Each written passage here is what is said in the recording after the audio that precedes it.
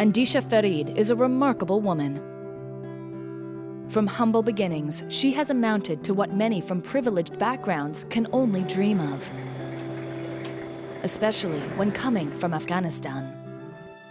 You know, it's so easy when we think about a country like Afghanistan to be focused on the challenges. But when you talk to Andeshia, you see a very different side of Afghanistan.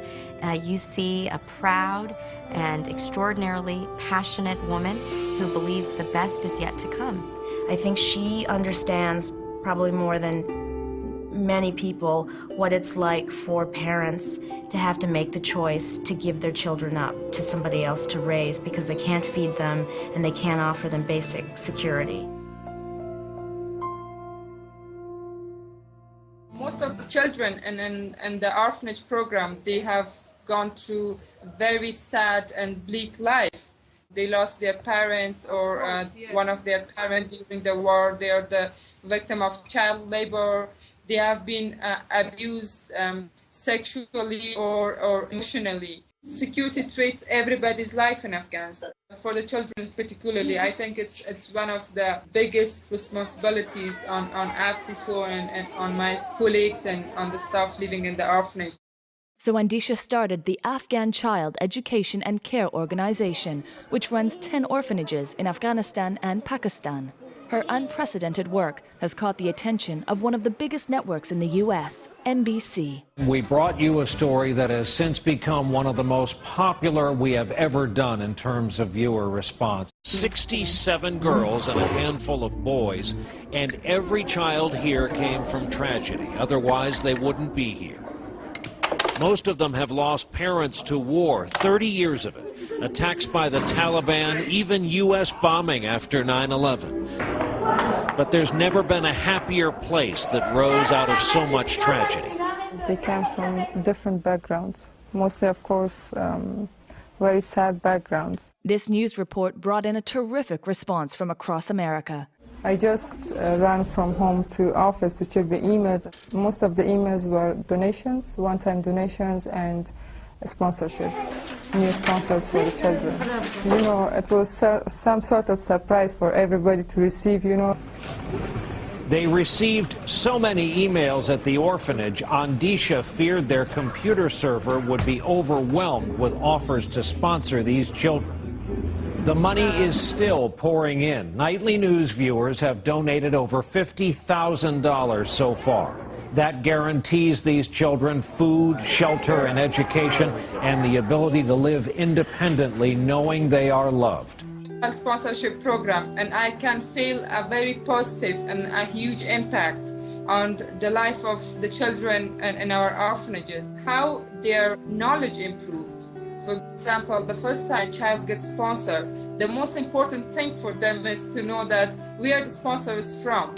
They search on the map, they try to find the capital of that country, they try to learn more about that country. It's sort of to share their culture as well. The two-way communication between the children and their sponsors, it also impacts their families. Examples are they had sort of negative understanding of they were influenced by Islamic fundamentalists. Unfortunately, we have been the witness of some bombing of Afghan civilians, and there was many casualties.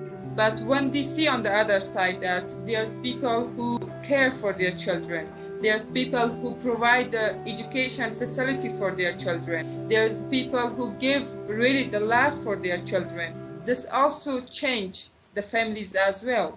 Andeshia has just received the Entrepreneurial Achievement Award from Vital Voices, an NGO that identifies, trains, and empowers emerging women leaders and social entrepreneurs around the globe.